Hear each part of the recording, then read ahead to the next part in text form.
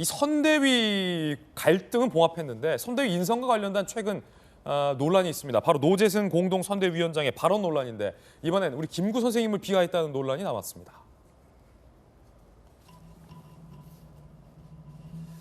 자, 올해 8월 이승만 전 대통령을 친일 정권이라고 한 김원웅 광복회장 비판 댓글에 김원웅 그런 소리 할 수 있는 거 감사해야 김구는 국밥 좀 늦게 나왔다고 사람 죽인 인간인데요. 흐흐흐 라고 글을 단 사실, 이 글이 다시 회자되며 논란이 되고 있는 겁니다.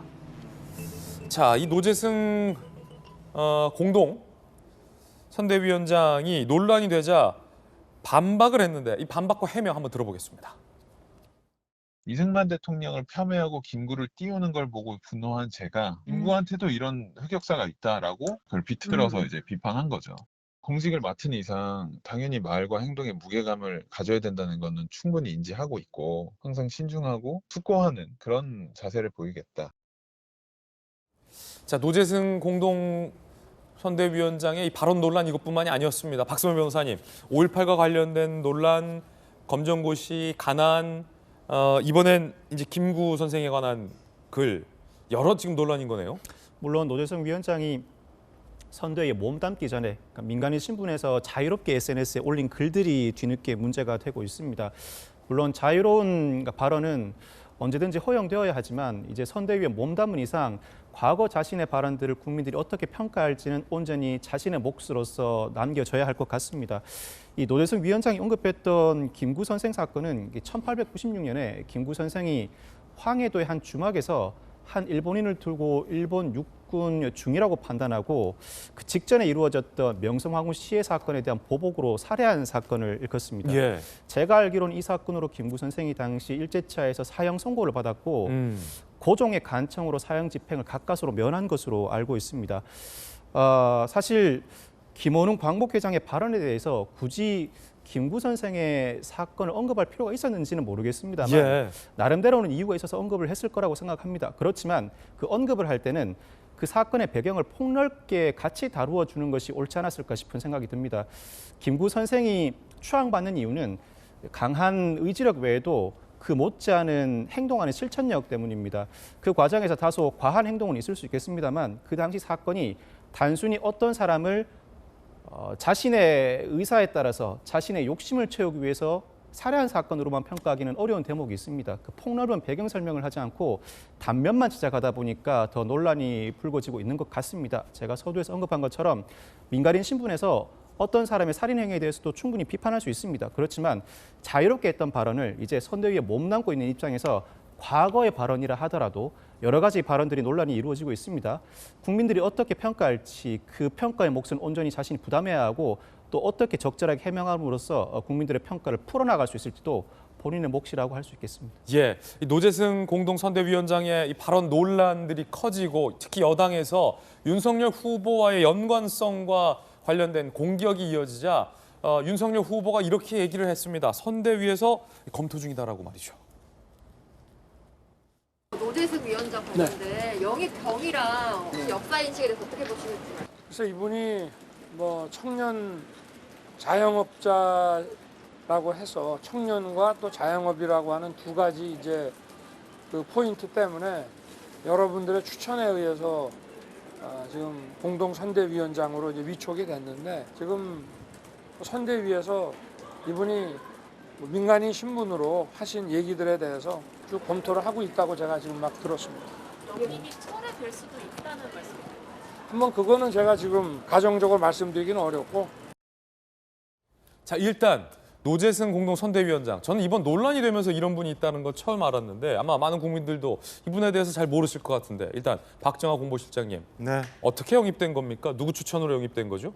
노재승 공동위원장이 사실은 지난 4.7 재보궐선거에서 버스를 타면서 이렇게 연설을 했던 비니좌의 별명을 얻던 그런 사람이죠. 그래서 그럼 사실은 저거가 그때 당시 이준석 현 대표가 주도했었던 저 버스 유세, 지원차 유세에 등장했던 인물이다. 거기를 통해서 유명세를 탔던 사람이고요. 그러니까 본인이 생각하는 상황에서 현재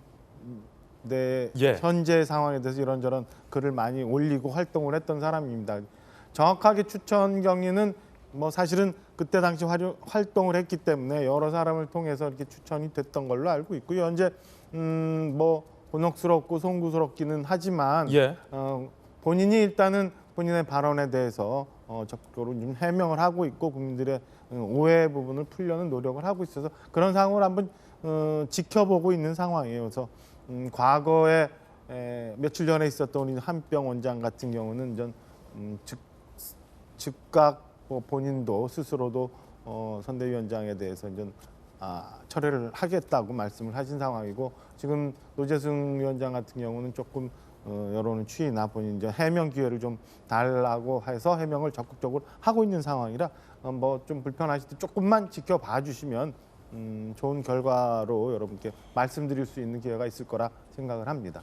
자, 추측키로는 노재승 선대위원장의 영입 취소 쪽이 아니라 해명의 시간을 주고 있는 듯한 선대위의 결정으로 좀 해석이 되는데 노재승 선대위원장 본인은 완강한 입장입니다. 함께 보시죠. 제 발언 중 자극적 키워드만 선택해 국민 감정 자극하는데 혈안, 사인의 위치에서 했던 과거 발언들 때문이라면 이재명 후보도 후보직 내려놔야 하지 않느냐라며 자진 사퇴는 없다라는 완강한 입장을 보였다라고 합니다. 자, 어떻습니까? 이재명 기자, 본인의 해명이 과연 국민들에게 설득이 되고 있느냐 아니면 오히려 그 해명마저 논란이 되고 있는 건 아닌지 논란의 글 말고 다른 글까지 더 논란이 커지고 있지는 않은지 선대위로서는 신중하게 판단해봐야 될 것 같아요. 조금 전에 윤석열 후보 얘기했지만 30대의 자영업자 어떻게 보면 가장 지금 윤석열 후보가 공을 들여야 할 세대 그리고 어떤 직업군 뭐 이런 거기 때문에 굉장히 이제 신중하게 영입을 했는데 결국 이제 논란이 되고 있는 거죠. 그런 점에서 국민의힘도 굉장히 고심이 깊을 텐데 조금 전에 박정아 공보실장 말씀하신 것처럼 해명의 시간을 주고 있고 그래서 실제 본인이 적극적으로 방송 나와서 해명을 많이 하고 있습니다. 그런데 문제는 해명에도 논란이 되는 게 좀 더 논란이 되고 있는 그런 상황이지 않나 싶은데 어제도 이제 지금 논란이 5.18 관련 발언 그리고 뭐 검정고시가 정상이냐 비정상의 발언 논란에서 이제 김구 선생 논란까지로 계속 번지고 있는 상황인데 어제 해명도 김구 선생이 국밥을 늦게 줘서 때려 죽였다라고 표현했는데 이제 자기가 그래서 이게 사실은 이제 조금 전에 박성일 변호사 말씀하셨지만 그 때려 죽인 일본인이 이제 조선인 행세를 했었는데 그 사람이 육군 중이냐 아니면 그냥 상인이었냐는 논쟁의 소지가 있는 것 같습니다. 그렇다고 해도 아무리 국밥을 늦게 줬다고 때려 죽였다는 건 말이 좀 안 되죠. 근데 예. 어제 그게 사료가 있다 이렇게 표현하더라고요. 방송 나와서. 그랬어요? 제가 볼 때 오히려 그렇게 되면 더 논쟁을 더 키우는 그런 꼴이 될 텐데 결국은 본인이 해명의 시간을 좀 적절히 쓰고 있느냐 이런 논란이 하나 있는 거고 어제 또 방송 나와서 했던 얘기 중에 하나가 내가 사인일 때 했던 얘기를 가지고 지금 사퇴하라는 건 부당하다 얘기를 하지만 실제 많은 뭐 인사청문회에 나왔던 공인들이 과거의 발언들, 사인일 때 발언들에 대해서 책임을 지고 그걸 국민에게 설명하지 못하면 다 사퇴를 해왔던 겁니다. 왜냐하면 그리고 그건 인식의 문제이기 때문에. 그렇죠. 그리고 뭐 사실 조국 전 장관만 하더라도 사인일 때 발언이 다 부메랑이 돼서 더 큰 비판을 받는 거죠.